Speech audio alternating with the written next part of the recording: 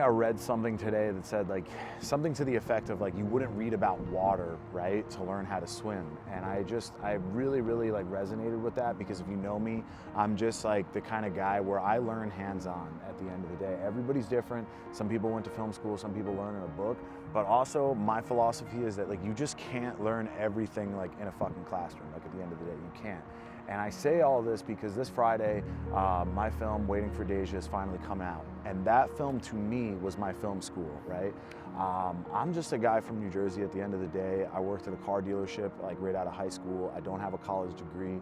I have a few courses at community college, and that's about it under my belt, right? So I don't know the right or wrong way to do this, but what I do know is I did something. It took me longer than I wanted to, but I did something with the passion of my heart for making movies and the passion of my heart for the type of movies that I grew up watching with my dad, you know, Sopranos, American Gangster, Goodfellas, shit like that.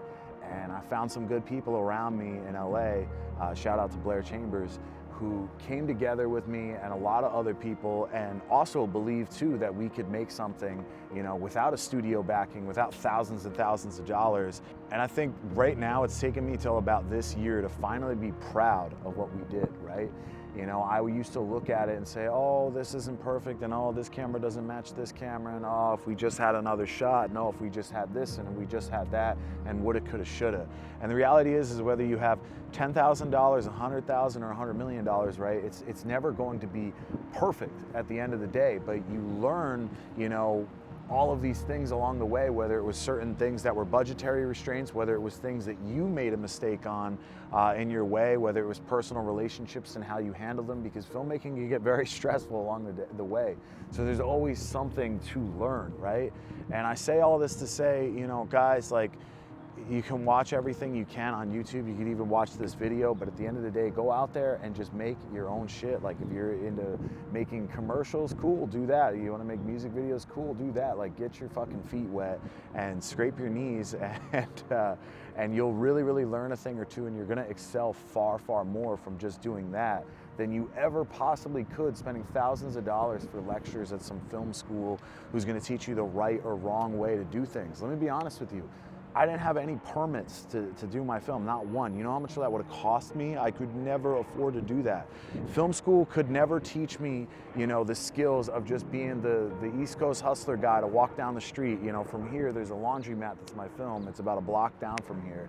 And we rolled up and I was like, wow, I really love this location. I asked the cleaning lady on staff, like, hey, who's the owner? We got their number, and they were kind enough to just let us film there for a couple of hours, right? Film school is not gonna teach you how to do that. They're gonna teach you the right way. And then the reality of things is that I really just don't think that there's always a right way to do some things, right? Sometimes you're gonna have to break some of the rules, and sometimes you're just gonna have to do things your own way and push your own creative boundaries.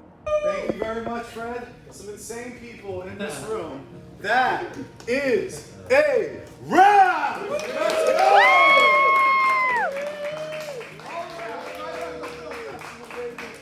Thank you, sir. And then to my wife.